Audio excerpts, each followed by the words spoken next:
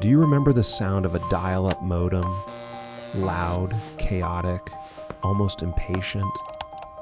Or the quiet anticipation of waiting days, just to see how your photos turned out?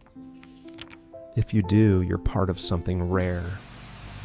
You weren't raised in a world of instant answers. You learned to wait, to wonder, to imagine what might happen next without knowing right away, and that did something to your mind. You're not quite Generation X, not fully Millennials. You're in between. And maybe that's never been confusion. Maybe it's design. Because growing up between analog and digital didn't split your identity. It built something new. A mind that remembers what it felt like before everything was instant, and understands what the world is becoming after. This framework clearly illustrates how we're integrating the legacy systems. It's about optimizing the architecture for long-term scalability.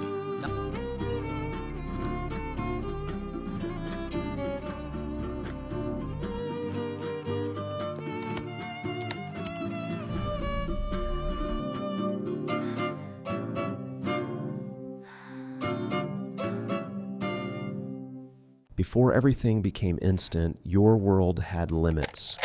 If you wanted to call a friend, you dialed a number and hoped their parents didn't pick up. If you missed a TV show, you waited, not minutes, but weeks. And when you took photos, you didn't check them right away. You lived with uncertainty. That environment quietly trained your brain in something powerful: delayed gratification. You learned how to wait without anxiety, how to sit with boredom without escaping it. And in doing so, your mind built a longer attention span, one that doesn't rely on constant stimulation. But there's something even deeper. Because your life wasn't being documented in real time, you developed a stronger sense of privacy and identity. Mistakes weren't permanent, they faded. And that gave you the space to grow without an audience. Over time, this shaped what psychologists call an internal compass, a belief that your life is guided more by your choices than by external validation.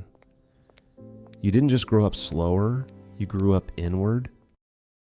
Then everything changed, fast. Somewhere between high school and early adulthood, the internet arrived. Not as something you were born into, but something you had to learn. You went from handwritten essays to word processors, from cassette tapes to MP3s, from offline to always connected. Your brain didn't just adapt, it rewired. Psychologists call this cognitive flexibility, the ability to shift between different ways of thinking. And because this shift happened during your formative years, your mind became unusually agile, supported by neuroplasticity. You remember how things worked before the system existed. So when technology fails, you don't panic, you troubleshoot, you improvise, you find another way. In a workplace, this shows up in subtle ways. When others rely on the interface, you understand the logic behind it. When something breaks, you don't freeze, you switch modes. You are not just fluent in technology, you are fluent in transition. And that makes you something rare, a human bridge between two entirely different worlds. In a world split between old rules and new expectations, you became something unexpected, a translator. You learned how to read a room before you learned how to read notifications. Eye contact, tone, silence, those were your first languages. But as the world shifted, you also mastered texting, emails, and the unspoken rules of digital communication. This is where your strength lies, emotional intelligence. You can sit across from someone and feel what isn't being said, and then turn around and communicate it clearly in a message or a meeting.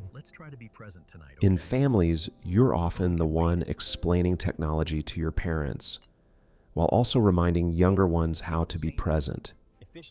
At work, you bridge gaps between skepticism and innovation, tradition and change.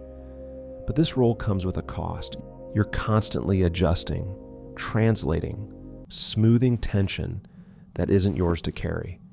And over time, you start to realize you're not just communicating between people. You're holding together two completely different ways of seeing the world.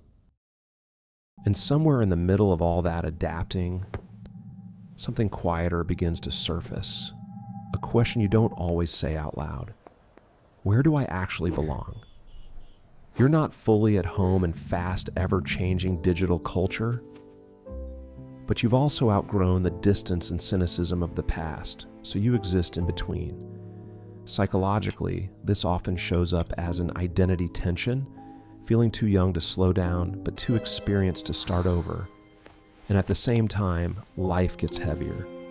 Many Xennials are now living what sociologists call role strain theory, carrying multiple demanding roles at once, supporting aging parents, raising children in a world you didn't grow up in, staying relevant in a system that keeps accelerating.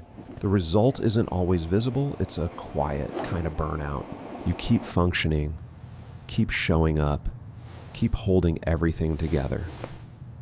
But inside, there's a constant pressure to be everything for everyone across two different worlds.